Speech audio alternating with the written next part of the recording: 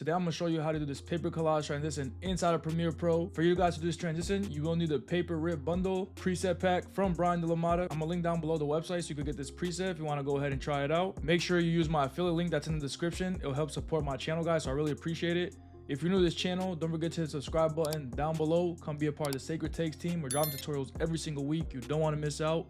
Hit that like button if you want to support me. It's free support. All it does is help push my videos out in the YouTube community. So please, guys, hit that like button. With that being said, let's hop straight into Premiere Pro. So we're going to be working with DDG Handling Business new music video that he just dropped. The first thing we want to do is we want to choose about 4 to 5 frames that we want to work with for the paper collage. I like this frame right here. So what I'm going to do is I'm going to go ahead and press on this camera. And what that's going to do is it's going to take a screenshot of that frame for us. So we're going to go ahead and name this one. Go ahead and make the format PNG. And we're going to go ahead and save this to our computer. Wherever you guys think is the easiest spot to save to, go ahead and save it. Now I'm going to take about 3 more frames. We're going to go ahead and take one right here. Let's go ahead and name that 2, save it. We'll take one right here. Let's go ahead and make that 3. This one right here where he's getting a haircut, 4. Once we got those 4 screenshots, we're gonna go ahead and throw them on the timeline. Just like that, they're there. We're gonna go ahead and throw it on the timeline. We're gonna make each PNG about 30 frames. Then we're gonna go ahead and stack them on top of each other. We're gonna separate each PNG by 4 frames. So we're gonna go 1, 2, 3, 4. We're gonna bring that second one on top. Go ahead and let's throw the third one. Like I said before, 4 frames. 1, 2, 3, 4. Move that over. Let's go ahead and throw the 4th one. 1, 2, 3, 4.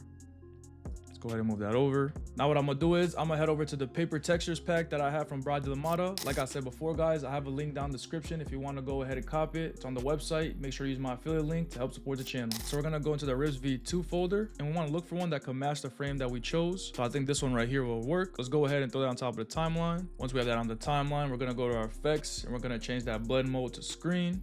Just like that. And now what we want to do is we want to mess with the scale and the position and we want to make sure it's lined up. I'm gonna go ahead and bring that scale up just a little bit, just like that. That's perfect. Bring that position over again. Let's line it up perfectly. And now what we want to do is we want to go ahead and grab our pen tool. Now that we have our pen tool, we're going to go ahead and mask around the rips. And this is going to help sell that paper collage effect more. So let's go ahead and mask this out. We're going to bring that mask feather to 0 so we can have those harsh edges and it gives that paper look. Now that we got that done, we're going to go ahead and press on that texture. In that first photo that we used, we're going to right click and we're going to nest them together. Let's go ahead and bring that to the bottom. And now what we're essentially going to do, we're going to do the same thing for the remaining of the PNG photos that we took. So it's good to look for something that's going to match your photo, guys. So with this one right here, I'm going to take this and I'm going to put the watch in the middle right here. Let's go ahead and throw that on the timeline. Make sure you change that blend mode to screen. Before we nest them, we're going to make sure the position and the scale is right on the cuts. Once you have that down, you want to go ahead and nest them together again. Just like that. Bring that back down. Like we did before, we're going to go to our pen tool. We're gonna go ahead and mask it around the rips so it can sell the effect off better. So I'm gonna go ahead and speed this part up, guys, and I'm gonna do the rest of the photos as well, and then we'll meet back up again.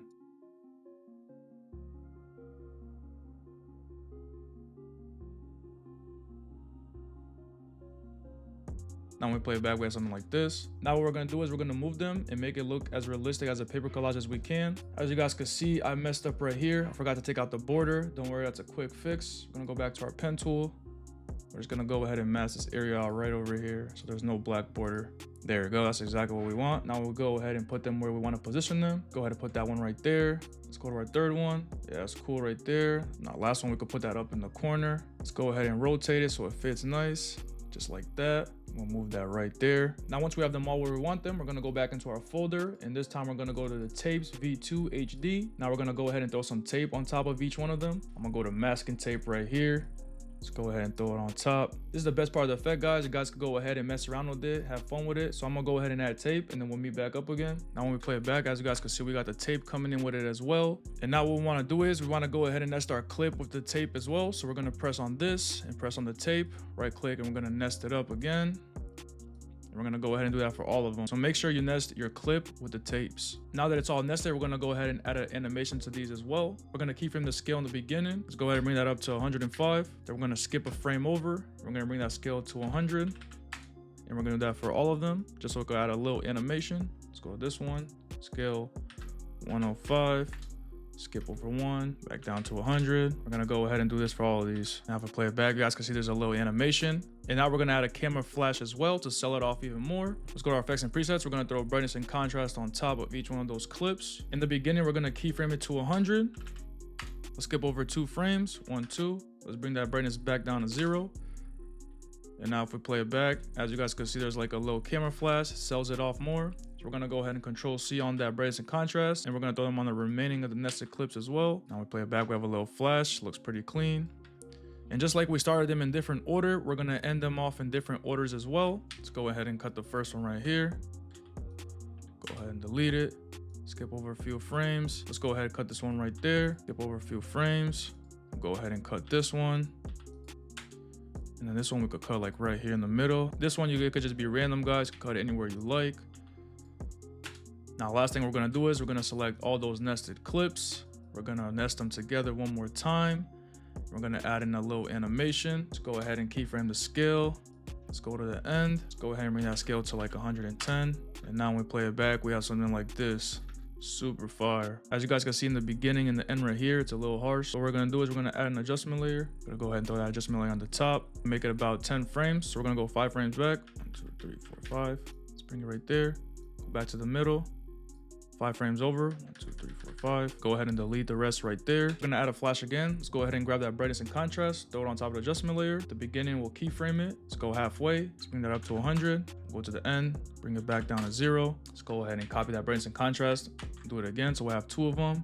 Now when we play it back, we'll have something like that. Now we have that flash in the beginning of the transition. And we're gonna go to the end. Throw the adjustment layer again. Just like before. We're gonna go 10 frames. So 1, 2, 3, 4, 5. Cut it right there. We'll go 5 frames over. 1, 2, 3, 4, 5. Cut it right there. Go back to that first adjustment layer. Let's copy that brightness and contrast. We'll go ahead and paste on this one. We'll do it twice. And now when we play it back, this is the transition that we came up with. Super fire.